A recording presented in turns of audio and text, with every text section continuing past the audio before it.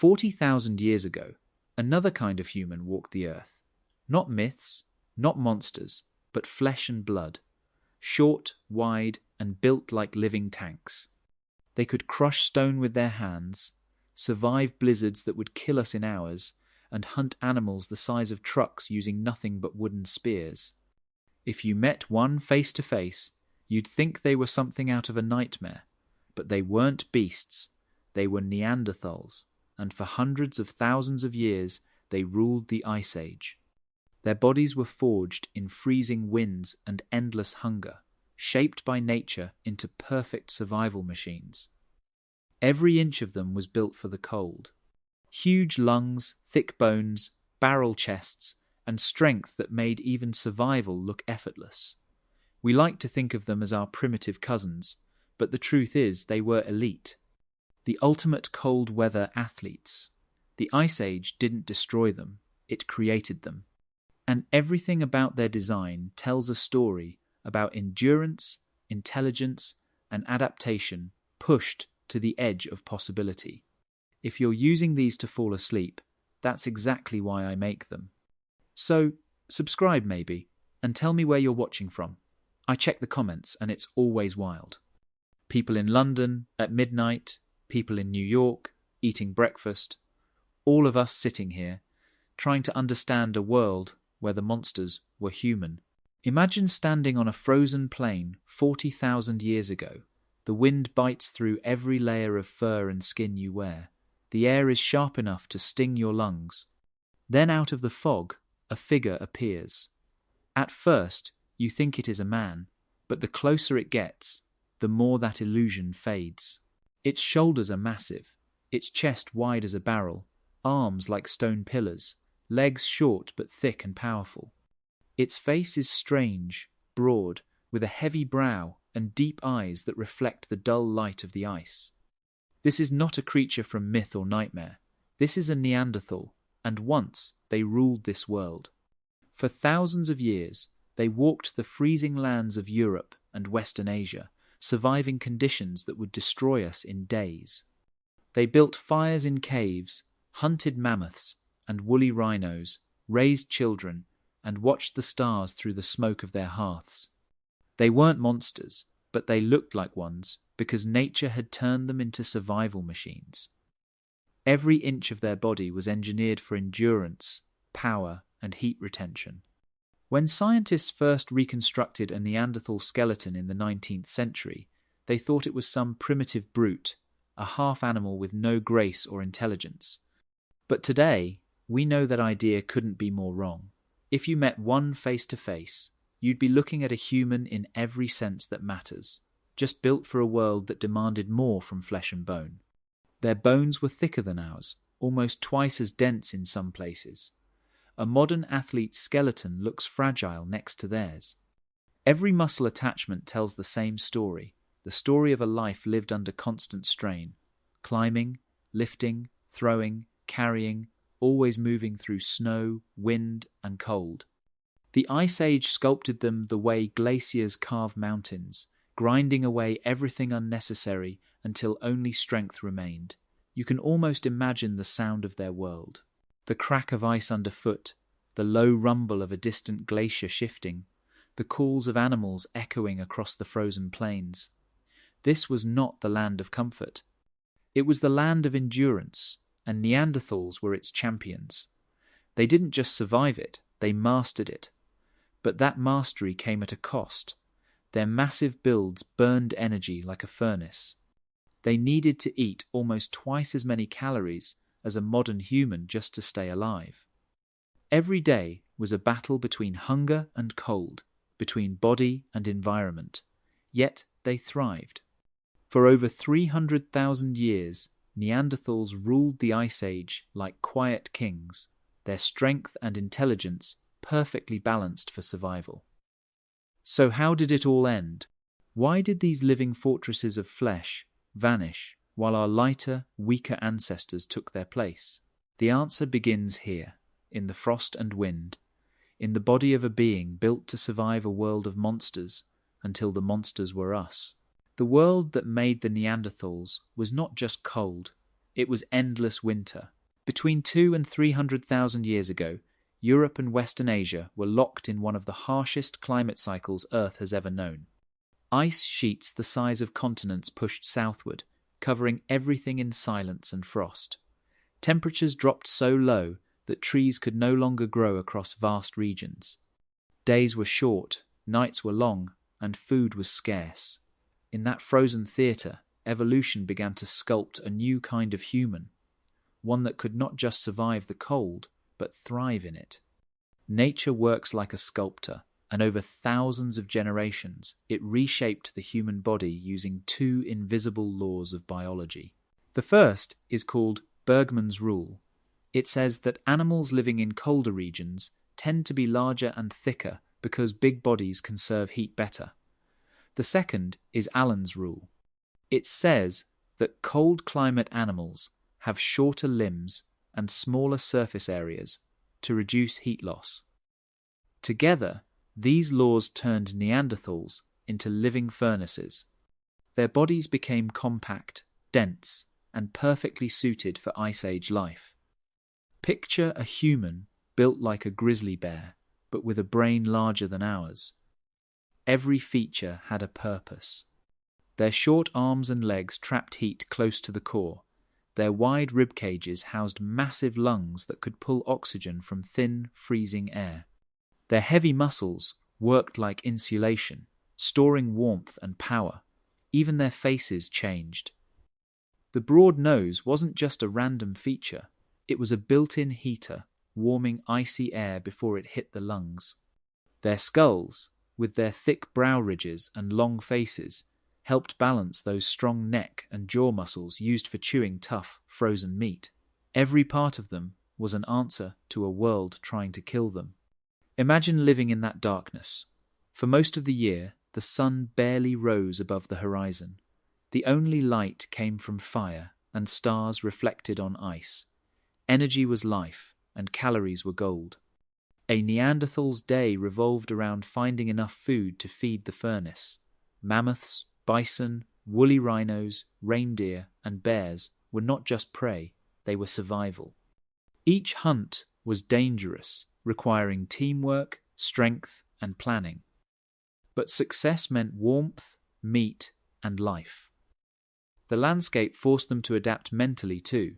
They had to remember migration routes, seasonal shelters, and the signs of weather change.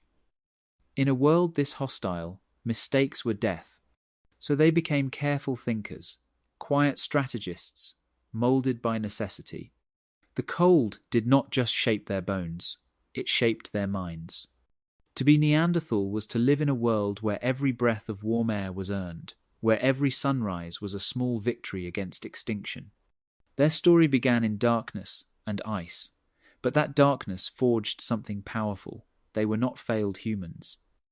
They were a masterpiece of evolution, a species that became one with the cold and called it home. If you could stand beside a Neanderthal and look closely at their chest, you would notice something instantly strange. It was not shaped like ours.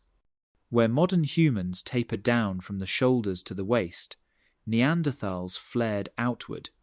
Their ribcage was wide, deep, and shaped like a barrel. It made their entire torso look powerful and compact, almost like the frame of a wrestler or a weightlifter. But this was not about looks. That barrel chest was a masterpiece of survival engineering. It allowed them to live and breathe in a world where every breath of air was cold enough to burn. Inside that massive chest were lungs far larger than ours. They needed to be. The Ice Age atmosphere was thin, the air cold and heavy, and the effort to move through snow or climb over ice demanded enormous amounts of oxygen. The Neanderthal chest worked like a natural engine, drawing in huge breaths, heating the air as it passed through wide nasal passages and pumping it deep into those oversized lungs. This gave them endurance most modern people can barely imagine. Every muscle in their thick arms and legs needed fuel, and oxygen was that fuel. Their hearts and lungs worked in perfect rhythm, keeping blood warm and energy flowing even in temperatures that would stop us in minutes. The conical shape of their torso helped too. It allowed for strong core muscles that stabilized their heavy frame. When they threw a spear, lifted stones, or dragged animal carcasses through the snow, their core absorbed the strain. This shape also helped conserve heat. A wide body with less exposed surface area loses warmth more slowly. The Neanderthal body was not wasting a single calorie. Every curve, every bone, every breath was part of a closed system designed to hold on to life in the cold. You can almost imagine how it felt to be inside that chest, breathing hard in the frozen dawn, steam rising from the mouth, the lungs pulling in freezing air and releasing clouds of heat into the wind. To them, breathing was not just living, it was survival itself. Scientists who study their skeletons can still see the marks of that life. The ribs are thicker, curved more dramatically, and the spine connects lower in the torso than in modern humans. Their diaphragms were likely enormous, capable of moving large volumes of air with every breath. This meant that a Neanderthal could work longer and harder without tiring. They could climb steep slopes, chase wounded prey, or dig through snow for hours. When you think about it, that chest was their armor against extinction. It made them both powerful and durable in ways that few species have ever matched. Today, our bodies are built for comfort. Theirs were built for endurance. The Neanderthal barrel chest is not just a relic of the past. It is proof that evolution can sculpt beauty from brutality, turning the struggle to breathe into the ultimate act of strength. If you could hold a Neanderthal bone in your hand, the first thing you would notice is the weight. It feels solid, almost like stone. Compared to ours, their bones were far denser, thicker, and built to handle forces that would snap a modern human's limbs. Every joint, every ridge, every groove tells a story of power. They weren't just strong because they worked hard. They were strong because their very skeletons turned every movement into training.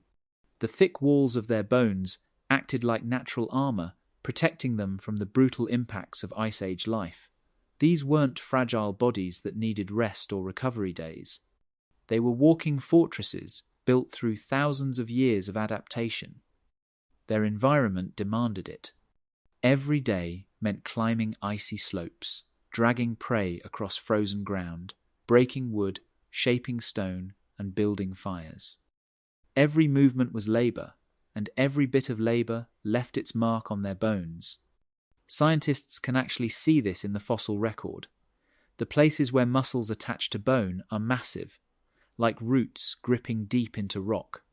These attachment points are proof of constant strain, proof that Neanderthals didn't just live in their bodies, they worked them to the limit every single day. To a Neanderthal, strength wasn't something you built in a gym, it was a condition of existence.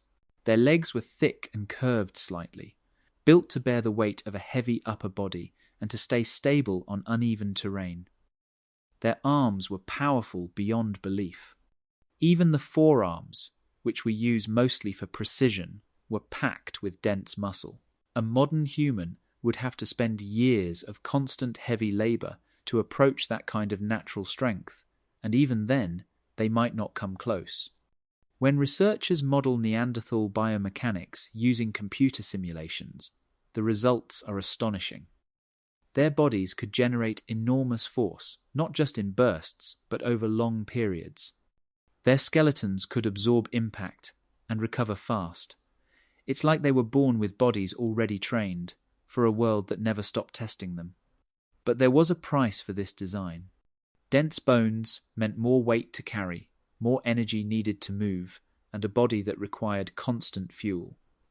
That's one reason why Neanderthals were such efficient hunters. They had to be. To power that kind of body, you couldn't afford to miss a meal. Their skeletons weren't just the framework of a species. They were evidence of an evolutionary deal. Trade speed for power, grace for endurance, lightness for survival. When you look at their bones today, still heavy after tens of thousands of years, you can feel that history. It's a reminder that these people didn't just survive the Ice Age. They wrestled with it, one step at a time, and their bodies recorded every victory in calcium and stone. When people imagine Neanderthals, They often picture them as slow or clumsy, but that couldn't be further from the truth. They were built for a kind of power that modern humans can barely comprehend. Their limbs were short and thick, their arms and legs shaped like living levers, built not for speed but for control. In the frozen lands of Ice Age Europe, being fast didn't matter. Being unstoppable did. Their shorter limbs were not a flaw. They were an evolutionary advantage. In the cold, long limbs lose heat quickly. The more surface area you have, the faster warmth escapes into the air. By compacting the body, Neanderthals trapped their heat close to the core. Every inch of them was designed to conserve energy and endure the freeze. But those proportions did more than keep them warm. They turned their entire bodies into machines of mechanical efficiency. A short limb can move with more strength and less effort. It's simple physics. The shorter the lever, the more control you have over the force it produces. That meant when a Neanderthal gripped something, it stayed gripped. When they swung a weapon, the impact was devastating.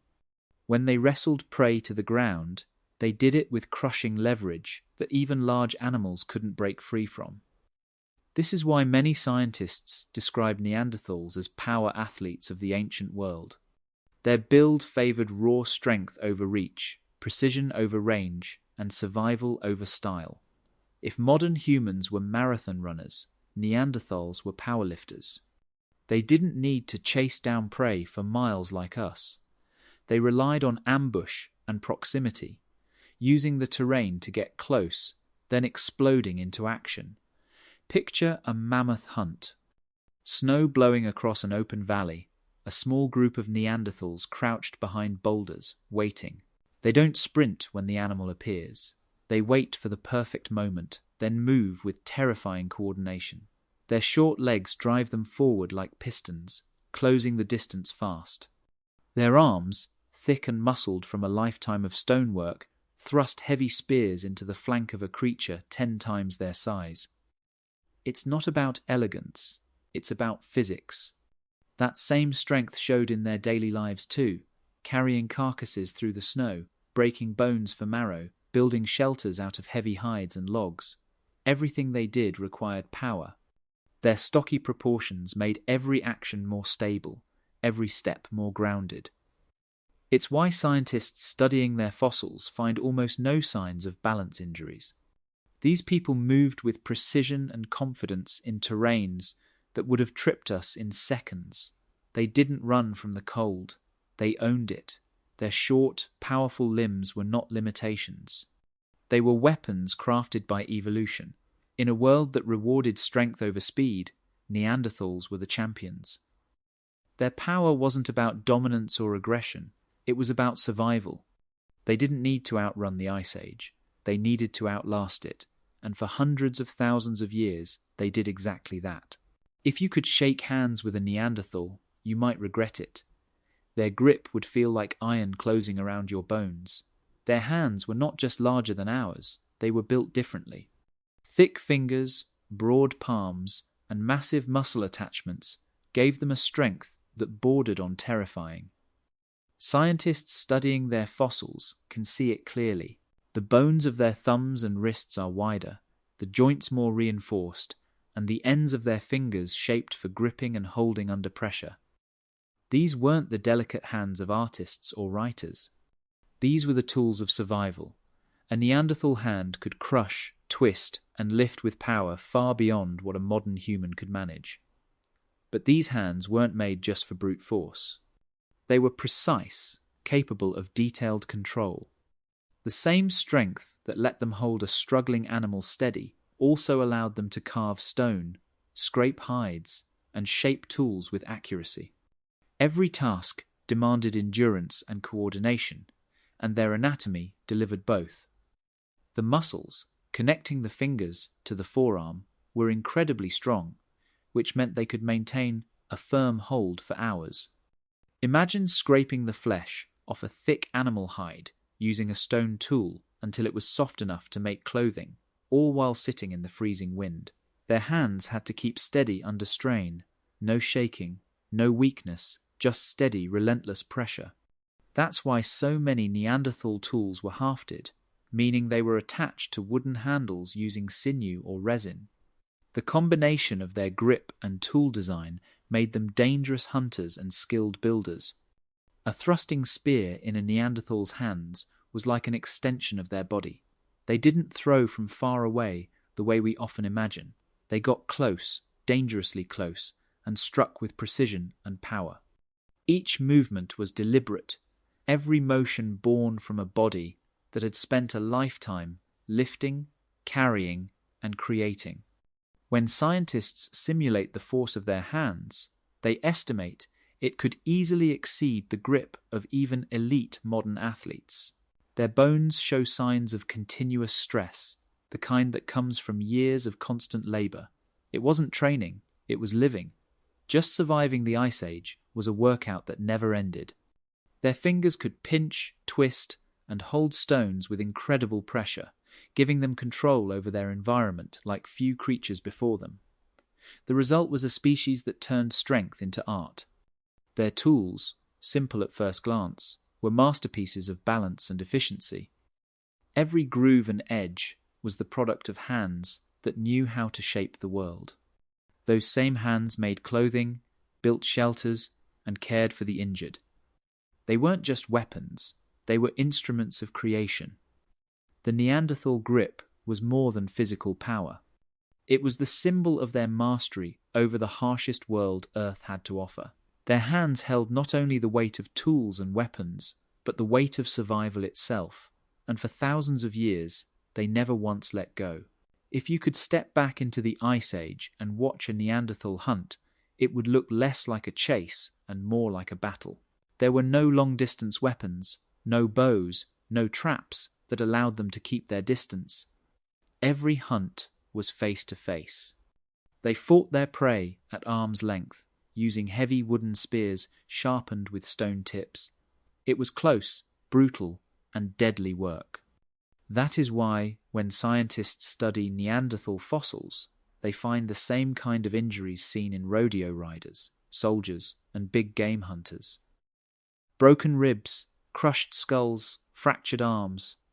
Every scar tells the story of how dangerous their world was. The Neanderthals didn't hunt small animals for survival. They went after the giants of their time, creatures like bison, mammoths, and woolly rhinos. They had to get close enough to drive their spears into muscle and bone, often within striking range of tusks, horns, or hooves. Their weapons were not designed to fly through the air. They were made for thrusting, meant to deliver the full force of a Neanderthal's body in a single devastating strike. To pull that off, they used teamwork. Imagine a small group moving silently through the snow, tracking a herd. They know the wind, the terrain, the escape routes. They spread out and wait. When the time is right, they rush in from all sides, cutting off every path of escape. The air fills with the sound of grunts, shouts, and the thunder of hooves. The Neanderthals push forward, planting their feet firmly, driving their spears deep into the animal's side. The prey might collapse instantly, or it might fight back, and that is when things turn deadly. Many Neanderthals were injured during these hunts, and some never made it home. Yet they kept doing it because it was the only way to survive. A successful hunt meant enough food to feed a whole group for days. It meant fat for warmth and bones for tools. Every meal was earned in blood and danger. Archaeologists have even found spears buried in ancient bones, evidence of hits so strong they shattered through flesh and stayed embedded in the body. The power behind that kind of blow is unimaginable. Even modern athletes with advanced tools can't match the raw force Neanderthals generated using only their bodies and simple weapons. What's even more remarkable is that when one of them was injured, others took care of them. Some skeletons show signs of healed fractures that would have left a person helpless for months. That means their group had to share food, shelter, and protection. These hunters were more than strong. They were loyal. They risked their lives for each other every time they picked up a spear. The Neanderthal hunt was not sport. It was survival wrapped in courage. Each thrust of the spear was a gamble with death, and every scar was proof that they had stood face to face with the monsters of their world and refused to run. If you could look a Neanderthal in the face, you would never forget it. Their features were unlike any other human that ever lived. Broad nose, heavy brow, deep eyes, and a face that seemed to push forward from the skull. At first glance, it might look intimidating, even alien, but every curve and ridge had a purpose. Their faces were built by nature to handle the cold. During the Ice Age, the air was brutally dry and freezing. Breathing it directly could damage lungs, cause frostbite inside the nose, or dry out the throat until it cracked. The Neanderthal face solved that problem. Their projecting midface and huge nasal passages worked like natural heating systems. When they inhaled icy air, it didn't go straight to the lungs. Instead, it swirled through long nasal chambers lined with warm tissue, picking up heat and moisture before continuing deeper into the body. The air that came out on the exhale was cooled again, which helped retain precious body heat. Their faces were literally designed to warm every breath. Modern humans have smaller noses and flatter faces because we evolved in warmer climates, but to Neanderthals, those giant noses were lifesavers. Scientists have even modeled their skulls using computer simulations to see how air moved through them, and the results are amazing. The shape of their nose and sinuses could increase airflow efficiency while warming and humidifying air better than any other human species. It's like they were born with built-in climate control. Their strong brow ridges and thick skull bones weren't just random features either. They helped anchor powerful facial muscles, allowing them to chew tough frozen meat and fibrous plants without breaking teeth. In a world where meals often came from mammoth flesh or raw roots dug out of the frozen ground, that mattered. Every part of their face was a survival tool. Even their eyes were set deep beneath thick bones, protecting them from glare and cold winds that blew across the ice. The look might seem fierce to us, but to them, it was the perfect design for life in the coldest environments Earth had ever known. Imagine breathing in the thin air of a glacial plain, snow falling softly, every breath steaming in the frozen light. For a modern human, the cold would burn our lungs. For a Neanderthal, it felt normal. Their faces were so adapted that the air reaching their lungs was already warmed and moist, making long hunts or climbs through snow-covered valleys possible. When you look at their fossils today, those huge nasal cavities stand out like the blueprint of a survival machine. It's proof that their strength wasn't just in their muscles or bones, but in the invisible details that kept them alive. To us, their faces might look strange. To the Ice Age, they were perfection. They weren't just built for cold weather. They were sculpted by it, breathing proof that even in the harshest world imaginable, evolution always finds a way to keep life warm. The Neanderthal body was a furnace, and every day it had to stay lit. To survive in the Ice Age, they needed food not just to live, but to generate heat. Every heartbeat, every breath, every swing of a spear burned through energy at a rate that would exhaust most modern people in hours. Their thick muscles, dense bones, and heavy frames demanded a constant supply of fuel, and in a frozen world, where plants were scarce, that fuel came from meat and fat. Neanderthals were apex predators.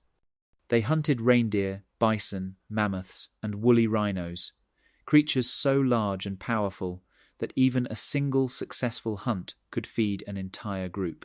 But this wasn't luxury, it was necessity. Their bodies burned thousands of calories every day just to stay warm, far more than ours do. Even at rest, their metabolism worked like an engine, converting protein and fat into heat. Without enough food, they would freeze. Scientists have studied the chemical traces in Neanderthal bones and teeth, and the results are clear. Their diets were rich in animal protein, sometimes making up more than 80% of what they ate. The rest came from whatever could be found, like berries, roots, and nuts during short summers. But most of the year, survival depended on meat and fat. Fat was especially important. It's dense energy, the best kind of fuel in cold climates. When burned, it releases more heat than any other food source. Neanderthals knew this instinctively. They cracked bones to reach the marrow inside, they scraped animal fat to cook over fire, and they stored dried meat for times when the hunt failed. Their mastery of fire turned food into warmth and energy. A cooked meal didn't just fill their stomachs, it kept their core temperature steady through long nights when the wind howled outside their shelters. Imagine waking up before dawn in a glacial valley, your breath freezing in the air.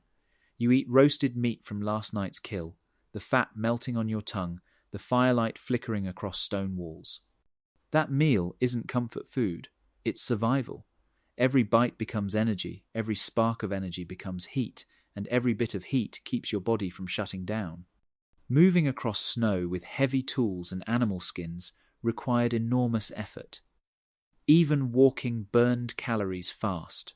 Their metabolism was like a racing fire that could never go out. They had no choice but to keep feeding it. The Ice Age rewarded those who could eat the most and waste the least. When food was scarce, they adapted by slowing down, conserving movement, and staying close to each other to share warmth and meals. The rhythm of their lives was built around the rhythm of hunger. To fuel that furnace was to live another day. To run out of fuel was to vanish. Their survival was not just about strength or intelligence, but about energy. Every heartbeat was borrowed heat. Every meal another chance to keep the fire burning against the endless cold. When you think of fire, you probably picture warmth or comfort, but to Neanderthals, fire was life itself. It was their greatest invention, their shield against a world made of ice and shadow. It gave them heat, light, and power over food. It was the difference between starving in the dark and feasting under the glow of flame. The Neanderthals were hunters, apex predators in every sense. The chemical evidence locked in their bones proves it. When scientists study isotopes in Neanderthal fossils, they find signatures almost identical to those of wolves and lions. That means they sat at the very top of the food chain. Their main diet wasn't plants or fruits. It was meat, rich, dense, and heavy with fat. They hunted animals larger than themselves, creatures that could crush or gore them in seconds. But Neanderthals weren't reckless. They were patient and precise. Fire made all of this possible. It wasn't just for cooking, it was a tool that changed everything. Imagine a frozen night 40,000 years ago. A small group huddles in a rock shelter, a mammoth haunch roasting slowly on glowing embers. The smell of fat fills the air, the fire crackles softly, painting red light on stone walls. For a moment, the cold outside feels like another world. The meat that came from their hunts was too valuable to waste. Every part was used. The flesh fed the group, the hides became clothing, and the bones were broken open for marrow. That marrow, hidden deep inside, was pure gold. It was packed with fat and nutrients, the perfect food for bodies burning energy just to stay alive. Even the smallest child in the group would have learned to crack bones open with rocks to reach it. But fire turned those meals into something more. Cooking meat made it easier to chew, easier to digest, and far safer to eat. It unlocked more calories from every bite and killed bacteria that could sicken the group. It also preserved food for longer, letting them keep meat dry and edible for days or weeks. Fire became their technology of survival. Some scientists think they learned to control it so well that they could move embers between sites, keeping a single flame alive for weeks. The fire became part of their community, something they built their lives around. At night, they slept near it for warmth, their shadows flickering on the walls. For generations, those glowing coals were passed from hand to hand, a living thread of light stretching across centuries. Fire also shaped how they thought. Sitting around it, they had time to rest, to talk, to plan. Their world slowed down at the edge of the flames. It gave them security in a dangerous land and space to be human. The combination of meat, marrow, and fire didn't just feed them, it gave them time, warmth, and energy to think. That is what truly made them powerful. Fire wasn't magic. It was the oldest ally humanity ever had, and Neanderthals were among the first to master its flame. If you could follow a Neanderthal through a single day, you would understand what real strength means. There were no workouts, no sports, no training programs. Life itself was the exercise. Every movement was a test of endurance, and every task built the kind of power that can't be faked. Their world was the gym, and the Ice Age was their coach. From the moment they woke, the work began. The air was cold enough to sting their lungs, but they moved constantly because stillness meant freezing. They lifted logs to build shelters, hauled meat from hunts across snow and rock, and scraped thick animal hides into clothing with stone tools that demanded endless pressure and control. Their arms and backs were sculpted not for appearance, but for survival. Over time, their bodies became records of that labor, muscle, and bone growing stronger in response to every challenge. Scientists studying Neanderthal skeletons see the marks of this life written everywhere. Their upper arms were enormous, their forearms thick, and their shoulders wide and reinforced. Even their hands, when reconstructed, show strength so extreme it would make modern athletes look fragile. The difference wasn't genetics alone, it was lifestyle. From childhood, every Neanderthal learned by doing. A young one helping scrape hides or gather firewood was already building strength that would last a lifetime. There were no breaks from physical effort. Carrying water from streams, shaping spears, moving stones, dragging branches, all of it added up to constant resistance. It's no wonder their muscles grew without any concept of training. They didn't need motivation or technique. The world provided both. Their hips and legs tell another part of the story. They were thick and strong, built to climb hills, wade through snow, and travel miles with heavy loads. Each step required balance and control because the terrain was never easy. Uneven ground, icy slopes, and shifting rocks turned every walk into a challenge. Modern humans evolved for endurance running across open grasslands, but Neanderthals evolved for power, for carrying their world on their backs. The muscle memory of that life became part of who they were.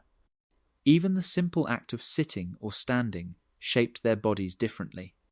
Their thick torsos and short limbs meant more energy was needed for every movement, and that demand kept their metabolism high and their strength constant. They didn't waste energy. They converted it into muscle. When scientists reconstruct their daily lives, it's clear that Neanderthals didn't need gyms or equipment. Their survival was the workout. They didn't need to chase personal records or count repetitions. Their progress was measured in seasons survived, meals earned, and fires lit before nightfall. The Ice Age sculpted them as perfectly as stone tools shape flint. Every scar and muscle fibre was a signature of adaptation. To live as a Neanderthal was to carry the weight of the world, to grow stronger simply by surviving it, and to leave behind bones that still tell the story of a people built entirely by the land they called home. If bones could talk, Neanderthal skeletons would tell a story written in pain. Almost every fossil ever found carries the marks of injury, and not small ones. Broken ribs, cracked skulls, smashed arms, dislocated shoulders, and shattered legs appear again and again. It is as if their entire history was carved into their bodies. Scientists who study them call this record the pain ledger. Each healed fracture and worn joint adds another line to a story of survival in a brutal world. Yet what makes the Neanderthal story remarkable is not just how often they were hurt, but how often they healed. Many of these injuries would have left someone helpless for weeks or months. Some individuals lived long after being hurt so badly they could never hunt or lift again. That means others must have helped them. It means they cared. Life in the Ice Age was a daily risk. Every hunt could end in disaster. Their weapons required them to get dangerously close to massive animals, and one wrong step could break bones, or worse. The same heavy labor that made them strong also tore at their joints. Knees, shoulders, and spines showed deep wear, proof of decades spent hauling, lifting, and surviving. But it is the healed fractures that tell us something deeply human. They show us that Neanderthals didn't just abandon their weak, they protected them. They shared food, warmth, and shelter with those who could no longer provide for themselves. Imagine a hunter breaking a leg after a failed spear thrust. Without help, they would freeze or starve within days. Yet fossils show those bones knitting back together, proof that the group waited, helped them move, and brought them meat until they could walk again. In some cases, the injuries were so severe that full recovery was impossible, yet the person still lived for years. That means someone cared enough to keep them alive. These people didn't write songs or build monuments, but their compassion was carved into bone. Their world was hard beyond imagination. Every step outside a cave could mean frostbite, infection, or death. Their bodies bore the scars of that danger. Thick ribs bent from impact, skulls dented from falls or fights, joints ground down by constant motion. But beneath that toughness was empathy. The same hands that held spears and broke bones could also build fires and feed the injured. The Ice Age demanded strength, but it also demanded unity. The Neanderthals, who lived longest, were not the ones who fought hardest, but the ones who stayed together. The pain ledger is not just a record of suffering.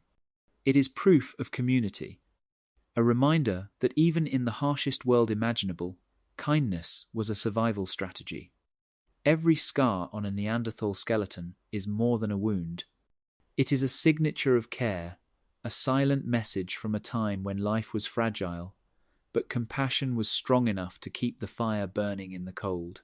When people first saw Neanderthal skulls in the 1800s, they thought the heavy brows and thick bones meant stupidity. To them, a big head and rough face looked primitive. But science has rewritten that story completely. When researchers measured the inside of those skulls, they found something unexpected. Neanderthal brains were just as big as ours, and in many cases, even larger. The average Neanderthal brain was around 1,500 cubic centimeters, slightly more than the modern human average. That means they had the same mental horsepower as we do. The real difference wasn't intelligence, but how that intelligence was used. Their world demanded planning, memory, and cooperation on a scale that few animals ever achieve. Every hunt had to be thought through days in advance. They needed to remember migration routes of herds, safe shelters from storms, and the right times to move between valleys. One mistake could mean starvation or death. A single group had to coordinate silently, using gestures or sounds to surround prey. They knew how to set traps, how to track wounded animals, and how to divide meat afterward so that everyone got a fair share. These skills required not brute strength, but reasoning and memory. Their brains were wired for survival through thinking. The shape of the Neanderthal skull tells us even more. The large occipital region in the back of the head was associated with processing vision and spatial awareness, perfect for navigating complex terrain and reading the environment. The parts of the brain linked to touch and movement were also highly developed, suggesting that their sense of the world was deeply physical. They could feel the texture of stone, the grain of wood, and the weight of tools as extensions of their bodies. This connection between brain and hand helped them create and refine tools for over 200,000 years. Some scientists believe their memory capacity might have exceeded ours. They had to store massive amounts of information, not just about their surroundings, but about people. In small groups, everyone mattered. They remembered relationships, alliances, and debts. That social intelligence was vital. Caring for the injured, raising children, and sharing food all required empathy and understanding. It was not enough to be strong. They had to be cooperative. The Neanderthal brain was the control center of a complex social world built on teamwork. Their large eyes may have meant that more of their brain was devoted to visual processing, helping them see better in the dim Ice Age light. This could explain why their lives were more cautious and closely tied to the cycles of day and night. Intelligence for them was practical, rooted in action. They didn't write stories or paint vast caves like later humans did, but they lived lives full of skill, memory, and purpose. Their intelligence wasn't loud. It was quiet, steady, and precise, the kind of mind shaped by the need to endure. They weren't dumb brutes of legend. They were thinkers of the cold, planners of the hunt, and proof that survival has always belonged to the ones who could use both strength and mind as one. For a long time, people believed Neanderthals were silent, that they grunted and growled their way through the Ice Age without real language. It fit the old idea of them as primitive, but new discoveries have changed that picture completely. The truth is, they probably spoke. Maybe not in the same way we do, but enough to share ideas, give warnings, teach skills, and comfort one another in the frozen dark. The evidence for this comes from their bones and their genes. Deep inside their throats was a tiny bone called the hyoid. In modern humans, this bone supports the tongue and helps form the sounds we use to speak. For decades, it was thought to be unique to us, but scientists found a Neanderthal hyoid that looks almost identical. That single bone changed everything. It meant they had the same structure needed to control sound. Their ear bones tell the same story. The shape of their inner ear shows they could hear the same range of sounds as us, including the high and low pitches used in speech. Combine that with evidence from their DNA, and the case gets stronger. Neanderthals had the FOXP2 gene, a crucial piece of the puzzle for language in humans. It helps control fine movements of the mouth and tongue, and the ability to process complex sequences, both of which are key for speaking and understanding speech. This means that at a genetic and physical level, they had the tools to talk. Now, imagine what that sounded like. A voice echoing through a frozen cave, deep and rough from the cold, calling out to others in the group. Maybe it wasn't a flowing language like English or Spanish, but a structured set of sounds, short and clear, each one carrying meaning. They could warn of danger, call for help, or coordinate during a hunt. When a group worked together to bring down a massive animal, communication wasn't optional. A single mistake could mean death. Their voices allowed them to act as one. But language wasn't only for hunting, it was for care. Around the fire, they could teach their children how to shape a stone tool, how to read animal tracks, or how to keep the flame alive through the night. Words carried knowledge from one generation to the next. That ability to teach through speech may have been one of their greatest strengths. It built memory, identity, and connection. Even in their harsh world, language made them human. Maybe they sang quietly while working hides. Maybe they told short stories in the flickering light, or whispered to the injured to keep them calm. We will never know their exact words, but we can be sure they used their voices to hold their world together. The Ice Age may have frozen the land, but their words were warmth. Their voices rose in the frost, carrying through the wind, proof that even in the darkest times, communication was the spark that kept them alive. A Neanderthal tool wasn't just a piece of stone, it was a piece of thought. Every mark, every edge, every angle came from a mind that understood the world through creation. They didn't build cities or carve statues, but they were engineers of survival. Their technology was simple in appearance, yet astonishing in precision. They used a method called prepared core napping, a process that required planning, patience, and skill.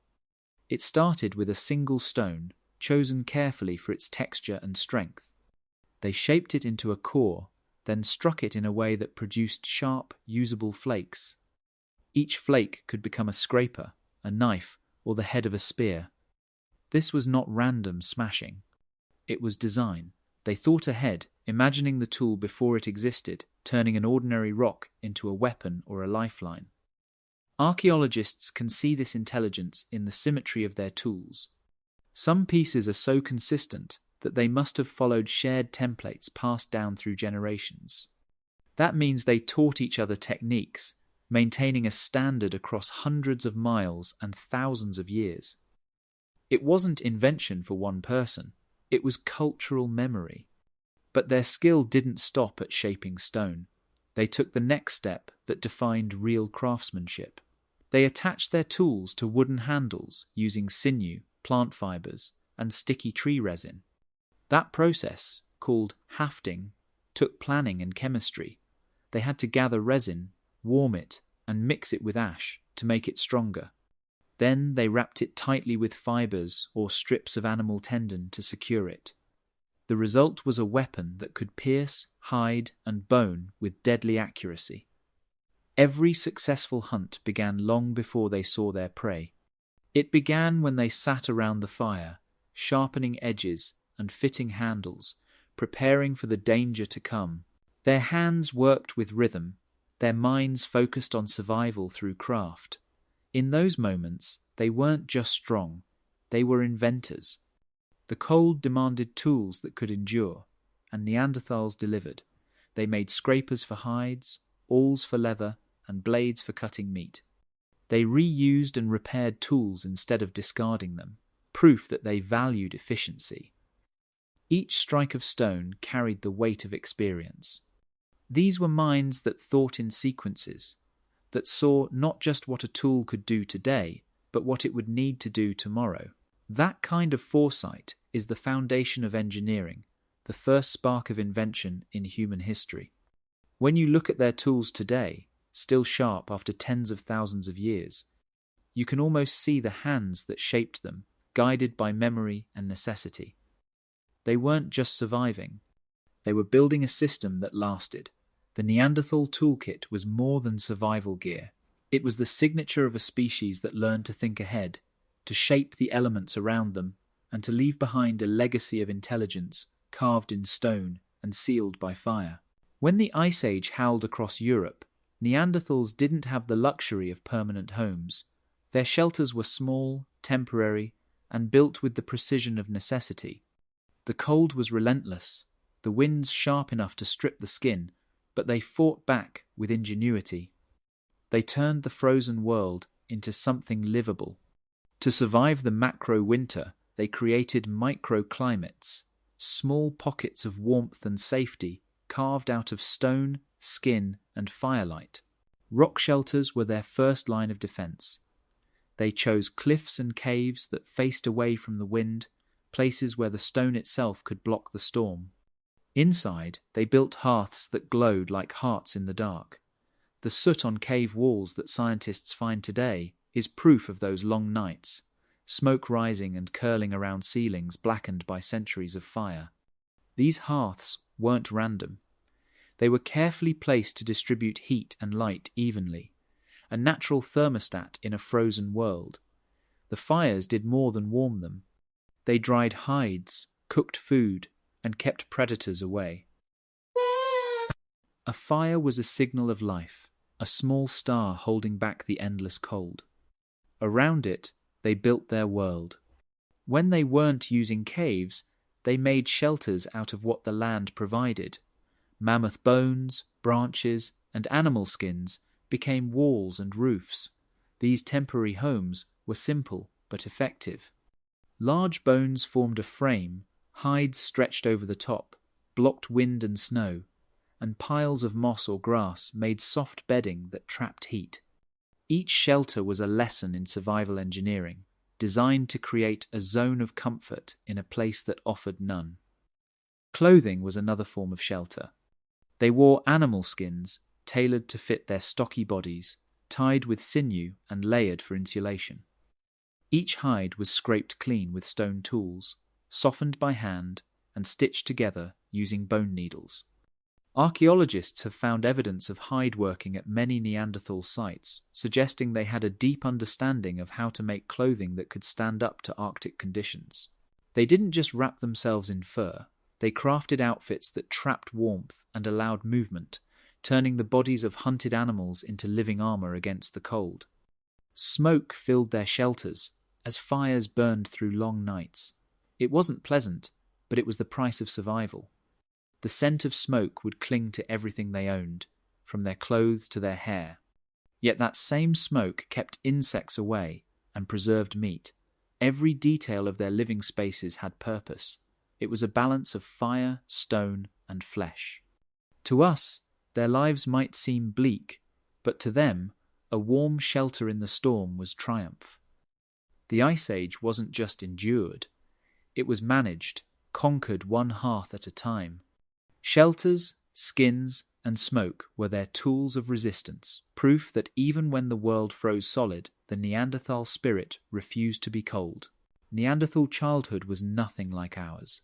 There were no schools, no toys, no books, but every day was a lesson. Their world was a classroom made of ice, stone, and fire. From the moment they could walk, Neanderthal children were part of the tribe's survival machine. They learned by watching, copying, and playing. Their games weren't about fun alone. They were rehearsals for the skills that would one day keep them alive. Scientists studying Neanderthal fossils have found something remarkable. Their bones show that they grew up slower than modern human children. That means they had longer childhoods, more time for their brains and bodies to develop, more time to learn. This slower pace gave them a chance to absorb the complicated world of tool-making, hunting, and social life. In a landscape that punished mistakes, practice and patience were everything.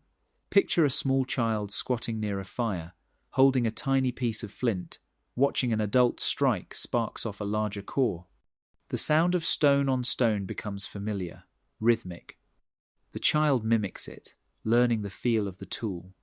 Another day, they might follow the group out to gather wood or water, carrying small branches while listening to the older ones talk about the hunt. Every experience was a lesson. They learned which plants were safe, which animals were dangerous, and how to read tracks in snow or mud. Nothing about their education was written down, yet it was passed perfectly from generation to generation through demonstration and repetition. Play was their version of training. Children practiced throwing sticks, mimicking the motions of spear hunting, and chasing one another through the snow to build coordination and speed. Their games built muscle, balance, and timing, skills that would later decide life or death in a real hunt. They might wrestle, test strength, or experiment with tools under the watchful eyes of elders who corrected their technique without words. Teaching was woven into every part of life. Around the fire at night, adults shared knowledge through gestures and sounds, showing how to shape hides, make cord from sinew, or find flint that chipped cleanly. The young ones listened, their minds absorbing it all. In that firelight, they weren't just learning to survive, they were learning to belong. A Neanderthal child grew up surrounded by the warmth of the group. Caregivers shared food and comfort, even when resources were scarce. Their slower growth meant they needed more protection, and that protection created bonds. Childhood was fragile, but it was also sacred. Every child represented the continuation of the group's memory, the bridge between what had been learned and what would come next. In the coldest times, when winds howled across the plains, the laughter and play of children must have been a sound of hope. Their small footprints, beside those of adults, remind us that Neanderthals didn't just survive as individuals. They survived as families, raising their young to be as strong, skilled, and resilient as the land that shaped them. For a long time, people thought Neanderthals lived without art, without beauty, without meaning. They were imagined as cold survivors, creatures of instinct rather than imagination. But the evidence tells a different story.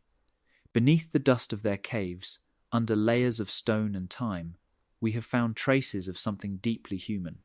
Red and yellow pigments, shells with holes worn smooth from string, bones placed with care beside the dead.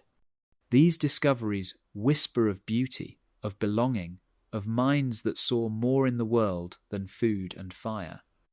The pigments were not accidents.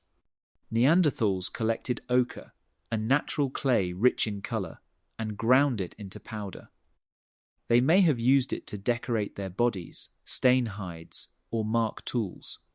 The same kinds of pigments later used in cave art by early Homo sapiens appear at Neanderthal sites tens of thousands of years earlier. To gather and prepare these materials took time and intention.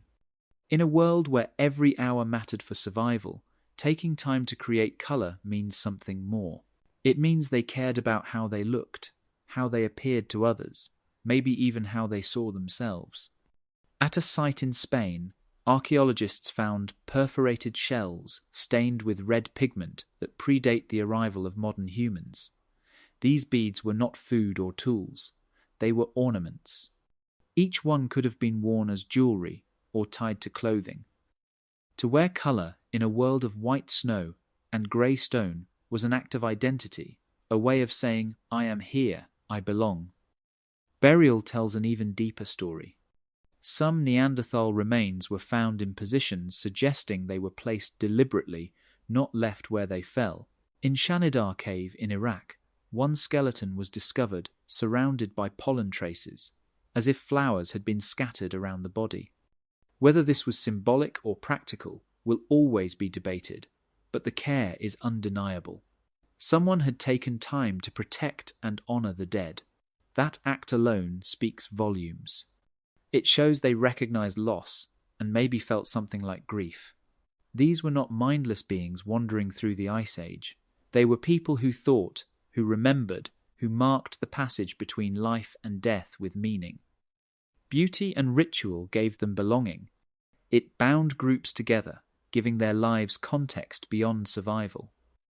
When a child was given beads or a hunter was buried with a tool, it wasn't necessity. It was love, respect, or faith in something larger.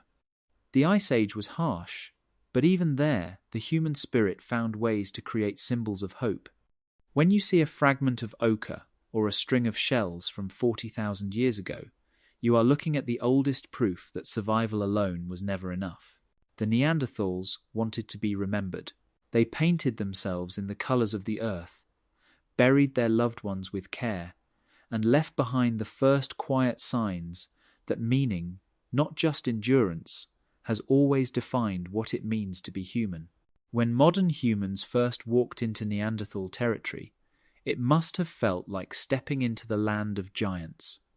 They had left Africa with fire, tools, and stories, and found a continent already ruled by another kind of human.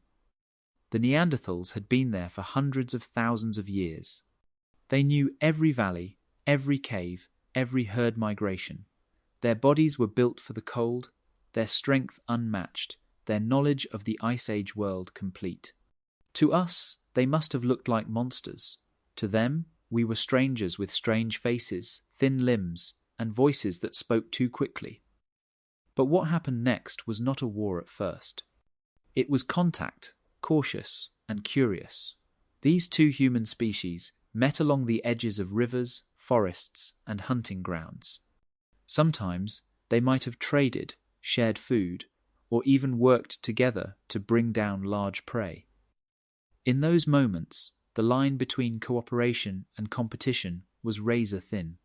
Archaeologists find evidence that modern humans and Neanderthals lived in overlapping regions for thousands of years. Their tools sometimes appear side by side, showing that they exchanged techniques or materials. The Neanderthals may have taught our ancestors how to survive the bitter winters of Europe, how to track reindeer, or how to make glue from resin.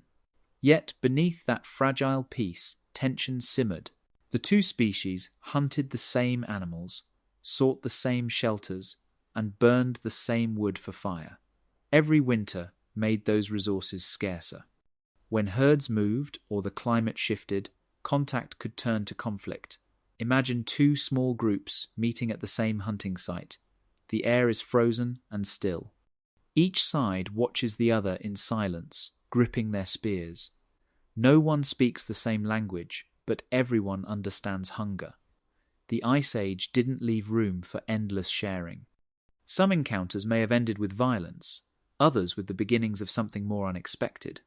We know from DNA that these species didn't just fight, they mixed.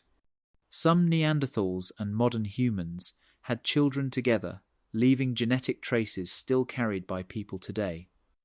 That means there were moments of trust, connection, and love in the middle of all that cold. For a time, the two species coexisted, moving in parallel worlds that touched and parted like glaciers sliding past each other. But as centuries passed, the balance began to shift. Modern humans multiplied faster, spread farther, and adapted more quickly. The Neanderthals, for all their strength, began to fade.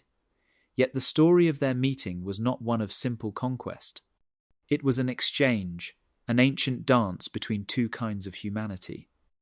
They weren't monsters, and neither were we. We were reflections of one another, shaped by different worlds, meeting at the edge of survival. When we met the Neanderthals, we met a version of ourselves. For a moment, the Ice Age held two species of human under the same cold sky, and for that brief time, the world was big enough for both. Every person alive today carries ghosts in their DNA. When modern humans met Neanderthals in the frozen landscapes of Europe and Asia, something remarkable happened. They didn't just share tools or hunting grounds. They shared blood. For generations, these two human species lived side by side, sometimes fighting, sometimes trading, and sometimes forming bonds that ran deeper than survival. Those bonds left traces that still live in us. When scientists mapped the human genome in the early 2000s, they made a discovery that rewrote our story.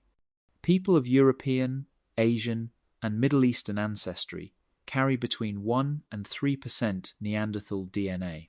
That might not sound like much, but across 8 billion humans, it means billions of Neanderthal genes are still alive, whispering through time.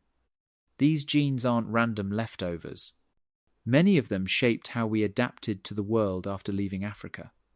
They helped our ancestors survive in the cold, dark lands that the Neanderthals had already mastered. One set of Neanderthal genes affects keratin, the protein that builds skin, hair, and nails. Those variants likely helped early humans develop thicker skin and stronger hair. Protection against freezing winds and harsh sunlight reflected off snow. Other genes strengthened immune systems, fine-tuned to handle northern diseases and animal-borne infections. Without those borrowed defenses, our ancestors might not have lasted long in new environments filled with unfamiliar microbes. Even today, parts of the Neanderthal immune system remain active in us, shaping how our bodies respond to illness. But not all their genetic gifts were blessings.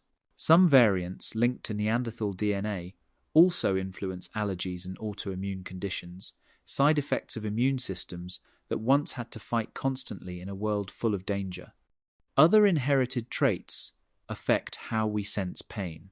Some people today carry Neanderthal versions of genes that heighten pain sensitivity, an ancient adaptation that may have helped their bodies react faster to injury or frostbite. That same sensitivity in the modern world can become chronic pain.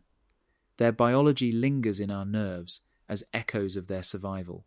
Even our sleep patterns carry traces of them. Certain Neanderthal genes tweak circadian rhythms, shifting how our bodies respond to light and darkness. For people living near the poles, where daylight vanished for months, those small changes mattered. They helped Neanderthals function in long nights and short days, and those rhythms still shape how some humans sleep today. The connection goes deeper than biology. Every gene tells a story of meeting, of mingling, of shared breath in the snow. When a modern human and a Neanderthal looked at each other across a fire 40,000 years ago, they weren't looking at strangers. They were looking at distant kin, reflections of what humanity had been and could become. The Ice Age ended, their species vanished, but pieces of them remained. They live in our skin, in our cells, in our reactions to light, temperature, and pain. The Neanderthals may have disappeared from the earth, but their legacy walks on in every heartbeat, proof that we were never truly separate, only chapters of the same story written in the blizzard of time. The Neanderthals were masters of their world. For hundreds of thousands of years, they had perfected the art of survival in the coldest, most dangerous environments on Earth. Their bodies were made for strength, their tools reliable, their instincts precise. Yet when modern humans arrived, it wasn't muscle that tipped the balance. It was flexibility. Our ancestors were not stronger or tougher, they were faster at changing. Neanderthals had built their lives around one narrow set of conditions: the Ice Age plains, the large game, the forests and caves they knew by heart. They thrived when the world stayed the same. But the world never stays the same. Climate began to shift, herds moved, and competition grew. When the rules changed, they struggled to rewrite the game. Modern humans, on the other hand, seemed built for improvisation. They created new tools at a pace no species had ever seen before. While Neanderthals perfected their hand axes and thrusting spears, modern humans invented projectiles that could be thrown from a distance, fishing hooks for rivers, and sewing needles for tighter clothing. They didn't just improve tools, they changed entire systems. When something failed, they adapted. When food grew scarce, they found new kinds. When old shelters no longer worked, they built better ones. Their strength was not in their bodies, but in their minds and connections. Neanderthals lived in small, tight groups of a few dozen. They cooperated well within their own circles, but rarely beyond them. Modern humans built networks that stretched for miles. They traded materials, ideas, and marriage partners between distant communities. A tool design discovered in one valley could spread to another before the next generation was born. This web of communication gave them resilience. If one group faced famine, another could help. If one innovation appeared, it didn't stay isolated, it spread like fire. That flexibility created a safety net the Neanderthals never had. The difference showed in how each species responded to crisis. When game disappeared, Neanderthals often followed it and fought for it. Modern humans diversified. They fished, trapped smaller animals, and gathered wild grains. They learned how to make pigments, decorate their shelters, and tell stories that bonded groups together.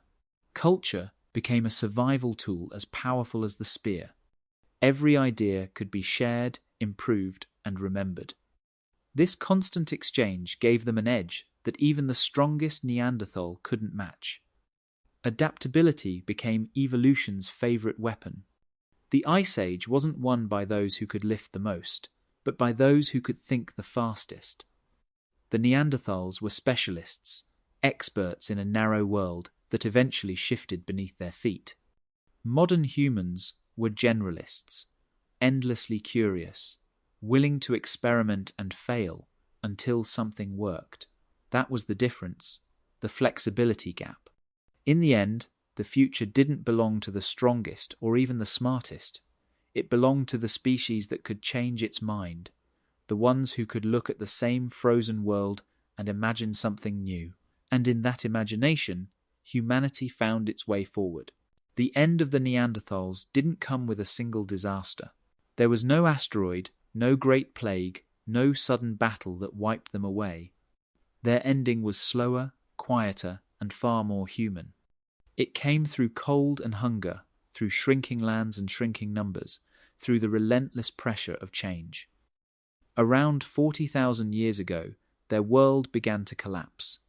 The climate turned unstable, swinging wildly between deep freezes and brief warm periods. Forests disappeared, then returned, then vanished again. Rivers shifted courses, grasslands dried up, and the great herds they depended on began to move farther and faster than before. For a people who lived by knowing every trail and season, this chaos was devastating. Their once vast territories fractured into tiny refuges, small pockets of livable land where food and shelter still existed. Scientists call these places refugia, last safe havens clinging to the edges of a dying world. The Neanderthals retreated into them, surviving for a while in places like southern Spain, the Caucasus, and the mountains of Western Asia. But isolation brought its own dangers. Their population had never been large, maybe a few tens of thousands at their peak. Now it fell to scattered bands of hundreds. With so few people, every loss mattered. A harsh winter, a failed hunt, or an illness could erase an entire family line. Genetic diversity dropped, making them more vulnerable to disease and less adaptable to change. Meanwhile, the climate's whiplash never stopped. A cold snap could arrive within decades, turning fertile valleys into frozen deserts. Fires went out, rivers froze solid, and even the toughest hunters struggled to find enough meat. Each generation faced a smaller, harder world. At the same time, modern humans were spreading rapidly across Europe.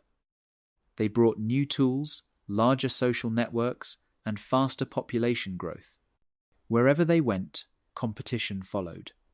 The Neanderthals may have traded or interbred with them, but over time the balance tipped. Humans moved into the refuges the Neanderthals had once called home, bringing numbers too great to resist. Archaeologists find fewer and fewer Neanderthal sites after 38,000 years ago. Then they vanish. The last known traces come from caves in Gibraltar, where small groups may have held out for a few more centuries, lighting their fires one final time as the Ice Age tightened its grip. Imagine that last group, watching the world they knew fade. The stars above them were the same ones we see tonight. Their fires still smoked, their tools still sharp, but the cold was deeper, the silence heavier. They were the last of their kind, the final echoes of a species that had once ruled the cold. When their fires went out, humanity lost its oldest mirror. The Neanderthals didn't fail. They endured for hundreds of thousands of years in the harshest conditions imaginable. They were a masterpiece of Ice Age engineering, undone not by weakness, but by change too rapid and relentless to match. Their story didn't end in defeat. It ended in transformation, their blood and legacy carried forward in us. For more than a century, the word Neanderthal was used as an insult. It meant brute, caveman, savage. When the first skulls were discovered in the 1800s, scientists saw thick brows, wide noses, and heavy bones, and decided they must have been primitive. They were imagined as half-human creatures who grunted and stumbled their way through the Ice Age. But that story was wrong. Every new discovery over the past few decades has revealed a completely different picture. The Neanderthals weren't monsters. They were masters of their environment, elite cold-weather athletes, skilled artisans, and caretakers who lived with compassion. They weren't slow. They were strong in ways that modern humans can hardly imagine. Their bodies were sculpted by nature for survival in the most brutal conditions on Earth. Stocky limbs, dense bones, and massive muscles turned their every movement into power. A single day of their lives burned more energy than most people use in a week. They hunted mammoths and bison with nothing but wooden spears, often at close range. Fossil injuries show ribs broken by horns and skulls cracked by hooves, the scars of warriors who faced danger head-on. Yet, their courage wasn't recklessness. It was skill refined through generations. They understood animal behavior, tracked migrations, and coordinated group attacks that required intelligence and planning. They weren't just surviving the cold, they were thriving in it. Their bodies worked like biological machines, built for endurance. Modern athletes train for years to reach the kind of strength and stamina that Neanderthals needed simply to stay alive. But physical power was only part of who they were. They were artists too. The pigments and ornaments found in their caves show pride and creativity. They made tools that required foresight and craftsmanship, mixing stone, wood, resin, and sinew into weapons perfectly balanced for hunting. They didn't waste resources. Every hide, bone, and tendon had a purpose. They understood chemistry before chemistry existed, using fire and ash to make glues that could hold a spearhead through battle. Their homes were organized with hearths for warmth, places for sleeping, and workspaces for crafting. This was not chaos, it was culture. and beneath all their toughness was empathy. The healed bones of the injured tell the most powerful story of all. A Neanderthal who broke a leg could live long after it healed because the group fed and cared for them. A child with a disability was protected, not abandoned. These small acts of humanity speak louder than any fossil. They show a people who understood loyalty, compassion, and love. The truth is, Neanderthals were not the monsters we once imagined. They were us in another form, humans shaped by a colder world, but guided by the same instincts that still define us. To call them brutes is to miss the real story. They were athletes, artisans, and caretakers. They were the first to prove that strength and empathy could live in the same body. The monsters were never them. The misunderstanding was ours. The Neanderthal body was not a mistake or a failed version of us. It was perfection built for its time, a masterpiece of adaptation shaped by ice, hunger, and endurance. Every inch of muscle and bone carried the story of a world that tested life to its limits. To look at a Neanderthal skeleton is to see evolution's love letter to survival. Wide ribs for lungs that could drink cold air, thick bones that could bear the weight of endless struggle, hands that could carve, lift, and hold tight against the wind. Their form was strength written in flesh, but it was also wisdom written in biology. The Ice Age didn't forgive weakness, and yet, in that frozen world, the Neanderthals built communities that cared, created tools that lasted, and adapted minds sharp enough to plan for tomorrow. Their story isn't about extinction. It's about endurance pushed as far as it could go. They survived for over 300,000 years, through storms that could turn oceans to glass and mountains to ice. That's longer than our own species has existed so far. When their time ended, it wasn't because they failed. It was because the world changed faster than even they could adapt. But their legacy didn't vanish with them. It lives on in us. Inside your cells, hidden in the twisting code of your DNA, are fragments of Neanderthal strength. Genes that protect your skin from cold, that shape how your body reacts to sunlight, that guide your immune system to fight disease. When you wake early and feel energy in the chill of morning, or when your hands stay steady in the cold, you carry a memory of them. Their endurance is still echoing through every heartbeat. The Neanderthal body reminds us that survival isn't about perfection. It's about resilience, the ability to bend without breaking, to find warmth when the world turns to ice. They were proof that beauty can exist in power, and that intelligence can be built from struggle. Every scar in their bones was a lesson learned, every healed fracture a promise that even pain could not erase them. They were the first to show that humanity is not a single face or form, but a spectrum of strength, compassion, and creativity. We are their continuation, their evolution, their legacy walking under a different sky. The world that shaped them no longer exists, but the lessons they left behind still matter. They teach us that the environment is not an enemy to be conquered, but a teacher to be understood. That cooperation is the real key to endurance. That strength means nothing without care. The Neanderthals were shaped by Earth's hardest classroom, and they graduated with honours written in stone and fire. Their story ends where ours begins, but their spirit remains. Every time we adapt, create, or survive against the odds, we speak their language again. The legacy of the strong never truly disappears. It simply changes form and keeps walking forward through the snow.